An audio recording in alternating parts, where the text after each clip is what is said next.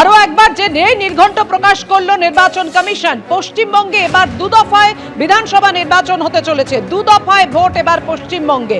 প্রথম দফা 23 এপ্রিল, দ্বিতীয় দফা 29 এপ্রিল। পশ্চিমবঙ্গে 4 মে ভোট গণনা। প্রথম দফায় 152টি বিধানসভা কেন্দ্রে ভোট, আর দ্বিতীয় দফায় 142টি বিধানসভা কেন্দ্রে নির্বাচন। প্রথম দফায় 23 এপ্রিল যে জেলাগুলিতে ভোট, দার্জিলিং, কালিম্পং, কোচবিহার, আলিপুরদুয়ার, জলপাইগুড়ি, উত্তর দিনাজপুর, দক্ষিণ দিনাজপুর এবং খুব উল্লেখযোগ্যভাবে অর্থাৎ উত্তরবঙ্গ দক্ষিণবঙ্গের জেলাগুলি যেমন থাকছে তেমন জঙ্গলমহল, বীরভূম, মুর্শিদাবাদ, মালদা, পশ্চিম বর্ধমানও তার সঙ্গে থাকছে। অন্যদিকে পুরুলিয়া, বাঁকুড়া, ঝাড়গ্রাম, যেমন জঙ্গলমহলের কথা আপনাদের বলছিলাম। প্রথম দফা 23 এপ্রিল বিধানসভা নির্বাচনে যে জেলায় ভোট গ্রহণ হতে চলেছে, 23 এপ্রিলই পশ্চিম মেদিনীপুর এবং পূর্ব মেদিনীপুর। দ্বিতীয় দফা অর্থাৎ 29 এপ্রিল পূর্ব বর্ধমান, নদিয়া, হুগলি, হাওড়া, উত্তর 24 পরগনা, দক্ষিণ 24 পরগনা এবং কলকাতায় ভোট গ্রহণ। বিধানসভা নির্বাচন দ্বিতীয় দফায়। আর পশ্চিমবঙ্গে 4 মে ভোট গণনা। তৃণমূল সরকার কি ক্ষমতায় থাকছে নাকি পরিবর্তন হবে জানা যাবে 4 মে ভোট গণনার পরই। আপনাদের জানিয়ে রাখি, কালকে রাজ্যে আসছেন কমিশনের পর্যবেক্ষকরা, ভোট ঘোষণার পরই আসছেন পর্যবেক্ষকরা।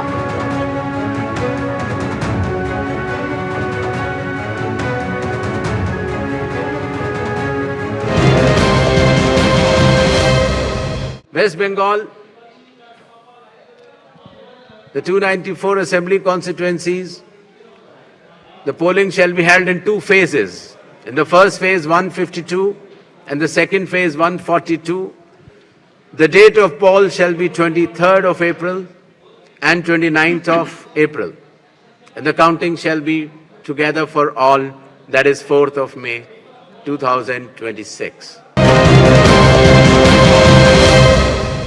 West Bengal elections to be held in 2 phases instead of 8 phases earlier. The Commission has held detailed deliberations,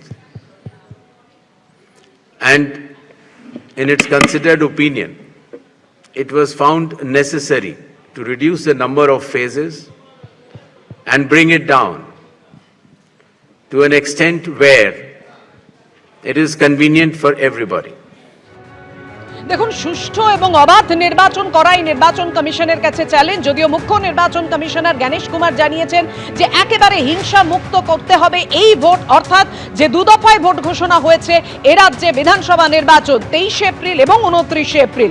আরও একবার আপনাদের সামনে রাখবো 23 এপ্রিল যে জেলাগুলিতে ভোট হবে, দার্জিলিং, কালিম্পং, কোচবিহার, আলিপুরদুয়ার, জলপাইগুড়ি, উত্তর দিনাজপুর এবং দক্ষিণ দিনাজপুর, বীরভূম, মুর্শিদাবাদ, মালদা, পশ্চিম বর্ধমান, সেই সঙ্গে পুরুলিয়া, বাঁকুড়া, ঝাড়গ্রাম, জঙ্গলমহলের যে জেলাগুলি রয়েছে এই বিধানসভা নির্বাচনের প্রথম দফায় পশ্চিম মেদিনীপুর এবং পূর্ব মেদিনীপুরের ভোট গ্রহণ হবে 23 এপ্রিল অর্থাৎ প্রথম দফায়। দ্বিতীয় দফা অর্থাৎ 29 এপ্রিল পূর্ব বর্ধমান, নদিয়া, হুগলি, হাওড়া জেলা, সেই সঙ্গে উত্তর 24 পরগনা অর্থাৎ 2 24 পরগনাতেই ভোট গ্রহণ হবে দ্বিতীয় দফায়। ভোট গ্রহণ হবে দ্বিতীয় দফায়, কলকাতাও থাকবে দ্বিতীয় দফায়।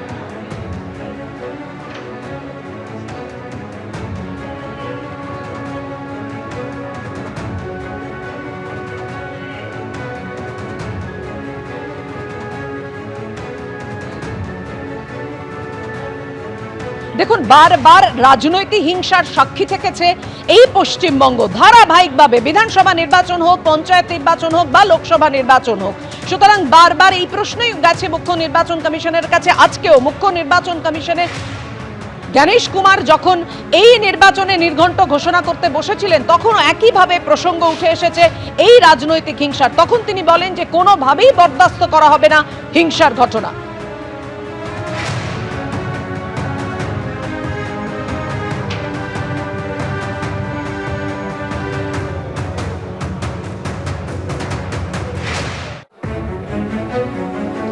ভোট ঘোষণা তো হয়েছে, আজকে ফুল নির্বাচন কমিশনের টিম আপনারা জানেন দু দফায় ভোট গ্রহণ হতে চলেছে অর্থাৎ 23 এপ্রিল এবং 29 এপ্রিল।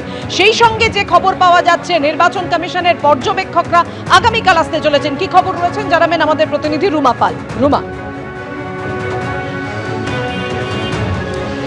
দেখো সাধারণত কি হয়, যারা সাধারণ অবজারভার থাকেন, পুলিশ অবজারভার থাকেন, আয় ব্যয় অবজারভার থাকেন, সেক্ষেত্রে কি হয়, নমিনেশনে যেটা শেষ তারিখ থাকে তার আগের দিন আসতে শুরু করেন। কিন্তু এবার দেখা যাচ্ছে যখন আজকে ভোটের নির্ঘণ্ট প্রকাশ পেয়ে গেছে, সেক্ষেত্রে আগামীকাল থেকেই অর্থাৎ খুব শীঘ্রই কিন্তু অবজারভাররা আসতে শুরু করবেন। অর্থাৎ বলা যেতে পারে এবার কিন্তু একেবারে নতুন নিয়ম নির্বাচন কমিশনের, যেখানে কিন্তু অবজারভাররা নমিনেশন জমা দেওয়ার একদম আগের দিন থেকে শেষ তারিখের আগের দিনে আসেন। সেক্ষেত্রে এখন দেখা যাচ্ছে এবং কাল পরশু থেকে কিন্তু তারা আসতে শুরু করবেন। এবং সেক্ষেত্রে বলে রাখি, এবার কিন্তু অবজারভারদের সংখ্যা 2 থেকে 3 গুণ বেশি রয়েছে। প্রায় 400রও বেশি অবজারভার, পুলিশ অবজারভার এবং তার সঙ্গে আয় ব্যয় যারা অবজারভার তারা আসতে শুরু করবেন। এবং যেহেতু এই ভোট নির্ঘণ্ট ঘোষণা হওয়ার পর যাতে ভোট সুষ্ঠুভাবে হয় এবং বিভিন্ন একদম কনস্টিটিউয়েন্সিতে বিভিন্ন জেলা যাতে এই সমস্ত অবজারভাররা গিয়ে সেখানকার কিন্তু আগেভাগেই সমস্ত আয় ব্যয় যে পর্যবেক্ষণ বা পুলিশ অর্থাৎ আইন শৃঙ্খলার বিষয়টা এবং সাধারণ অবজারভার যারা রয়েছেন তারা যাতে কাজ আগে থেকে দেখতে পারেন। এবং যেহেতু একেবারে 2 দফায় ভোট হচ্ছে এবং নমিনেশনের শেষ তারিখও কিন্তু অনেকটা পরে রয়েছে, কিন্তু দেখা যাচ্ছে প্রায় মাসখানেক আগে কিন্তু অবজারভাররা আসতে শুরু করবেন। এটাও কিন্তু একটা নিয়ম, নতুন নিয়ম নির্বাচন কমিশনের। এবং সেক্ষেত্রে আরও একটা বিষয় বলে রাখি, ভোটের নির্ঘণ্ট প্রকাশ হওয়ার পর কালকে সর্বদল বৈঠক রয়েছে মুখ্য নির্বাচনী আধিকারিকের দপ্তরে। অন্যবার কি হয়, সাধারণত ভোটের নির্ঘণ্ট প্রকাশ হয়ে যাওয়ার পর সর্বদল বৈঠক ঠিক পরের দিনই এইভাবে মানে অনুষ্ঠিত করার কিন্তু সেরকম কিছু দেখা যায়নি। বিভিন্ন জেলায় হতে পারে, কিন্তু দেখা যাচ্ছে যে আজকে এই ভোটের নির্ঘণ্ট ঘোষণা হওয়ার পরই কালকে কিন্তু সর্বদল বৈঠক ডাকা হয়েছে এবং সেটা কিন্তু 3:30টার সময় সেই সর্বদল বৈঠক হবে, এমনটাই কিন্তু কমিশন সূত্রে খবর। অর্থাৎ বোঝা যাচ্ছে যে নির্বাচন কমিশন শুধুমাত্র ভোটের নির্ঘণ্ট প্রকাশ করে, যেখানে কিন্তু দেখা যাচ্ছে মাত্র 2 দফায় এবার ভোট হতে চলেছে, সেক্ষেত্রে ঠিক ভোটের নির্ঘণ্ট প্রকাশ হওয়ার সঙ্গে সঙ্গে যেমন আদর্শ আচরণবিধি লাগু হয়ে যাচ্ছে, সেরকমই কিন্তু নির্বাচন কমিশন কিন্তু কড়া পদক্ষেপ নিয়ে একের পর এক নতুন নিয়মের মাধ্যমে কিন্তু একদম পুরো বিষয়টা দেখতে চাইছে, যাতে আইন শৃঙ্খলার বিষয়টা কিন্তু সুষ্ঠু এবং অবাধ থাকে এবং শান্তিপূর্ণ হয়। অন্যদিকে এটাও ঠিক যে এনফোর্সমেন্ট এজেন্সিস যাদের সঙ্গে বৈঠক করেছিলেন মুখ্য নির্বাচন কমিশনার, দেখা গিয়েছিল কিন্তু বেশিরভাগই বেশ কয়েকজন ডিপার্টমেন্ট রয়েছে, তাদেরকে কিন্তু বলেছিলেন যে যারা ইলিসিট যারা যে ক্যাশের ব্যাপারে বা লিকারের ব্যাপারে, সেক্ষেত্রে আরও বেশি করে কিন্তু সিজ করার কথা বলা হয়েছিল। এবং সীমান্তবর্তী যেগুলো এরিয়া রয়েছে সেখানে কিন্তু নাকা চেকিং বাড়ানোর কথা বলা হয়েছিল।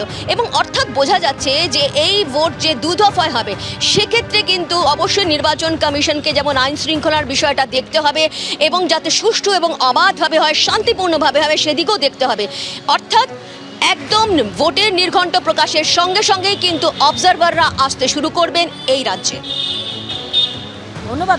এবিপি আনন্দ, এগিয়ে থাকে, এগিয়ে রাখে।